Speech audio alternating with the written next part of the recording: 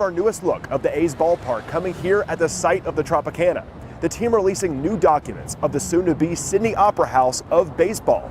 These visuals making sports fans even more excited to see bat meet ball in 2028 on the Strip. A former casino hotel turned into a major league ballpark, a project carrying a $1.7 billion price tag, a futuristic structure with roughly 33,000 seats, and a tight 2028 deadline. But the big question remains, can the Las Vegas Athletics actually pull it off? This isn't just another ballpark. This is a billion-dollar arena of the future, a climate-controlled fortress packed with some of the most modern amenities fans have ever seen. It's designed to be more than a place to watch baseball. It's meant to be a landmark, a symbol of ambition, of spectacle, of the Las Vegas Strip itself. And it's one of the most famous pieces of real estate in Nevada, the site of the former Tropicana Las Vegas in the heart of paradise.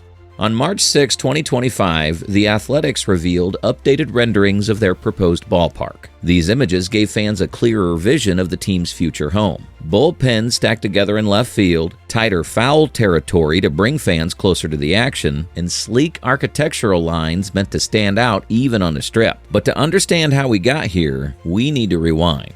The A's long quest for a new stadium goes back decades. In Oakland, as early as the late 2010s, the team was pushing for a modern home to replace the aging Oakland Coliseum. In November 2018, they announced plans for a new waterfront ballpark at Howard Terminal, aiming for a 2023 opening. That project, designed by the Bjarke Ingels Group, was billed as a privately funded ballpark within a park, blending into the city's fabric. But years of delays, political hurdles, and community pushback left the project stalled. Meanwhile, the clock was ticking. The A's lease at the Coliseum was set to expire after the 2024 season. Major League Baseball itself stepped in, granting the team permission in May 2021 to explore relocation if Oakland couldn't deliver a viable stadium plan. By April 2023, negotiations with the city had completely collapsed. That's when the A's pivoted. First, they set their sights on the site of the Wild Wild West Gambling Hall and Hotel, announcing plans for a $1.5 billion, 35,000-seat retractable roof stadium.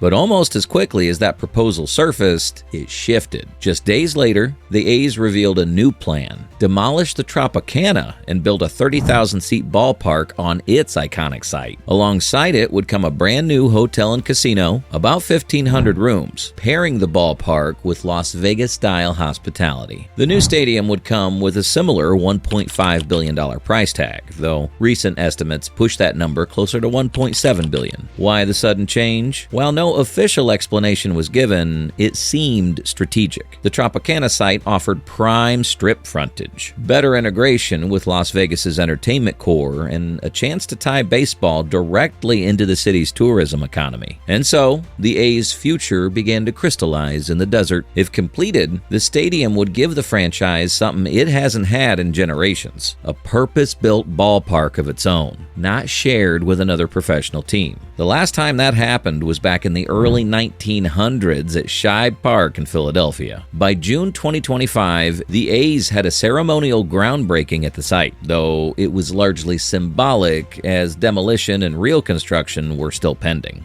So what exactly is being built? The new ballpark will sit on the same 9 acres of the 35-acre Tropicana site. That's much smaller than the sprawling Oakland Coliseum complex, which covered more than 130 acres. But what the new park lacks in footprint, it makes up for in ambition. Designed by the world-renowned Bjarke Ingels Group in partnership with HNTB, the stadium blends futuristic aesthetics with practical desert engineering. Picture this: a partially retractable roof designed to shield fans from the brutal Las Vegas sun while still letting in daylight and fresh air. The roof is shaped into 5 overlapping shells, inspired by baseball pennants. This layered form is not only sculptural but also functional, providing passive shading and channeling natural light. Architect Bjarke Ingels himself compared it to a spherical armadillo, a protective shell that's as much art as it is engineering. There's also inspiration drawn from Argentinian artist Lucio Fontana's slashed canvases.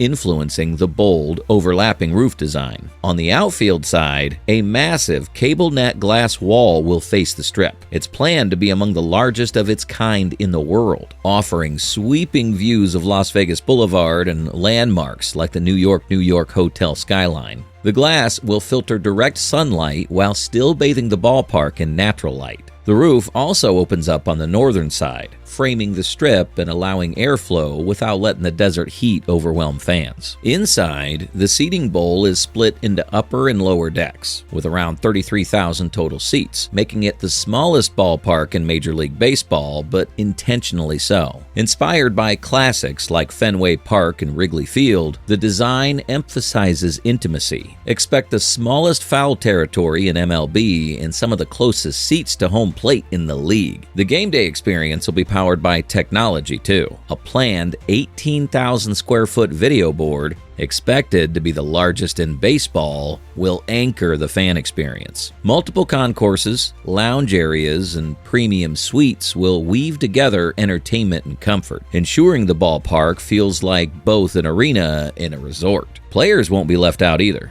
New locker rooms, training facilities, and stacked bullpens in left field are all part of the plan. And beyond baseball, the venue's being designed as multi-purpose, able to host concerts, conferences, and large-scale events. In Las Vegas, versatility is everything.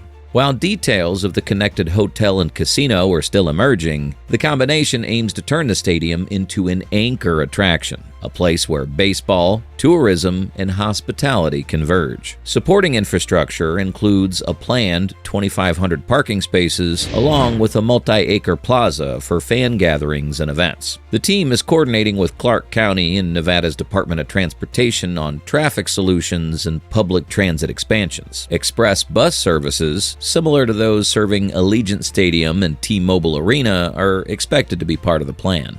So, where do things stand today? The A's held their ceremonial groundbreaking in June 2025, marking the symbolic start of the project. Actual demolition of the Tropicana, however, is a major first step still ahead. With the stadium scheduled to open in 2028, the timeline is aggressive, leaving little room for delays. Until then, the A's are in transition. For the 2025 season and beyond, they're temporarily calling Sutter Health Park in West Sacramento home. It's a minor league stadium with about 14,000 seats, a stopgap until their Las Vegas dream is ready. Meanwhile, debate continues over the project itself. The funding plan includes up to $380 million in public money from Nevada, which has stirred controversy. Supporters argue it'll create jobs, boost tourism, and cement Las Vegas as a major sports hub. Critics worry it's an unnecessary subsidy for a team with a long history of low attendance and cost cutting.